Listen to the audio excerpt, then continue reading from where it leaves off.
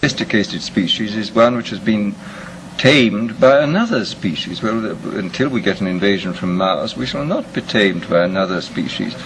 All we can do is to try to tame ourselves, that an oligarchy tries to tame ourselves, but the oligarchy still remains wild. I mean, however much it succeeded in domesticating the rest of the race, it must remain wild, and this was the part of the fable, the dramatic part of the fable of Brave New World, is that the people in the upper hierarchy, who were not ruthlessly conditioned, could break down. And I mean, this Charles Darwin insists that because man is wild, he can never expect to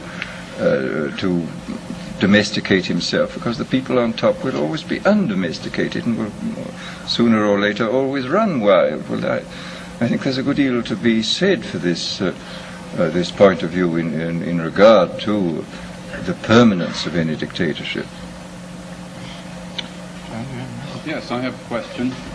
I'm worried about the relationship that seems to exist between cost, consent, and control.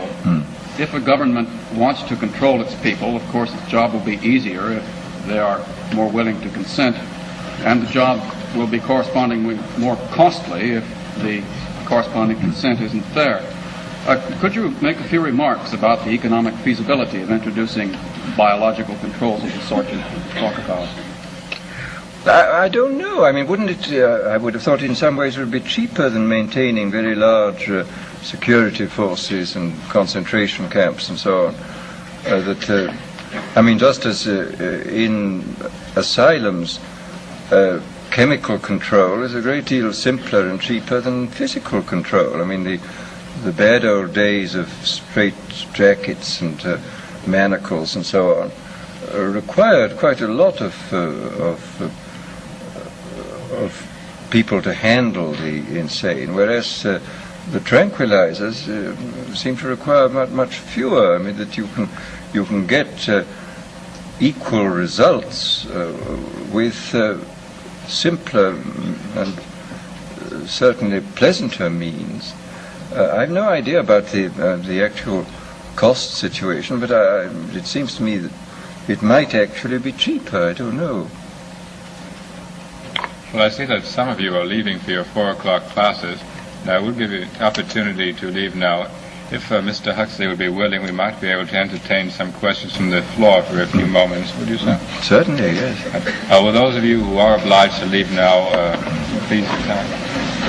I apologize for having gone on so long. No, that's fine. I'm sure I much prefer to hear you discuss these questions, but I think we might be able to show up. I hope you're not finding it uncomfortably warm in here. Well, it's getting a little warm, isn't it? That seems to be a completely windowless hall, isn't it? It's part of the conditioning process, I'm sure.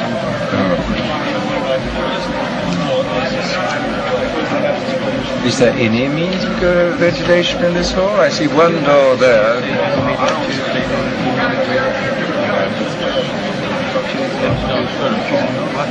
But the next Tuesday at 2. Next Tuesday. I think there is some ventilation. Ventilation never seems to be able to meet the demands of the time.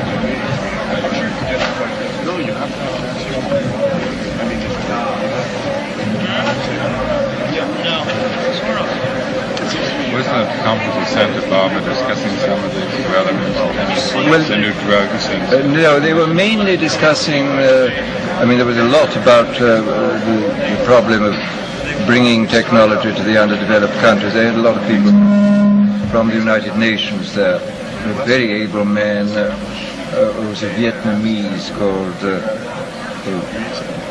Vu Van Thai.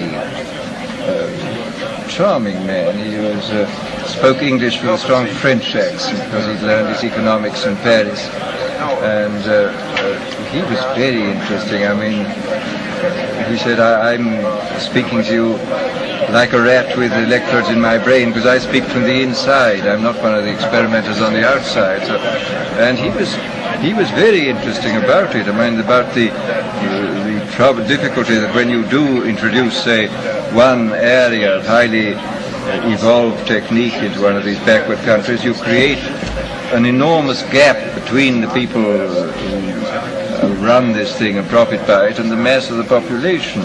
I mean, a gap which is just as serious as the gap between the have-not and underdeveloped nations as a whole and those who, and the haves and the developed. And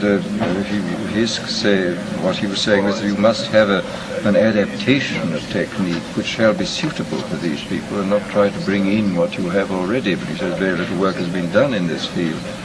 And there were a number of, there were several very able people. Richard Calder at the University of Edinburgh was there, and Arthur Goldschmidt, who is the director of the special services in the United Nations. And we had some extremely good talks.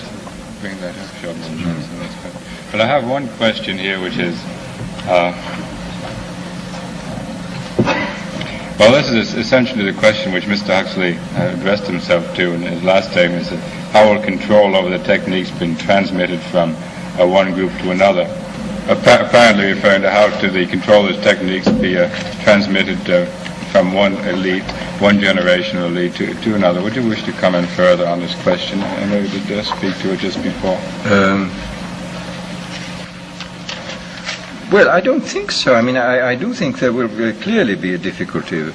I mean, there is always a difficulty in transferring power. I mean, well, after all, hence the constitutions, written constitutions such as in the United States, or hereditary monarchy, in which you got de facto power being de jure, and the possibility of passing power on without much hitch from one generation to another.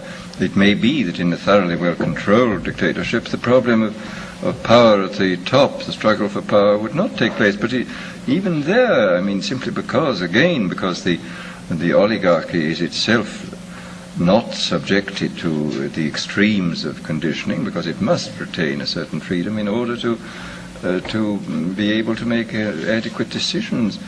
That maybe the struggle for power would always remain a great problem, as it has been throughout history, except where you have had written constitutions or acceptable monarchy.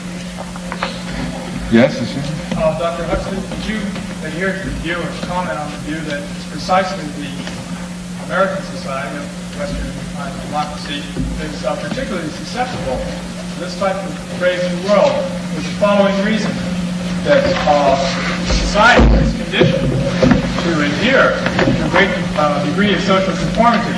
That in your period of stress, this idea of conformity is further pushed, and consequently it makes it much easier to develop these techniques.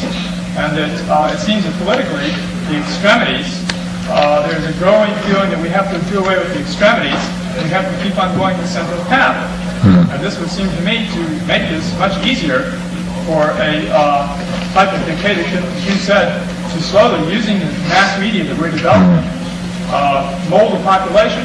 Plus the factor that in some of the other type societies, you have less inhibition about the brutal struggle for power within the top hierarchy, whereas here there would be some type of inhibition due to the so-called legal process that has developed, which would keep man from then violently attacking the leaders.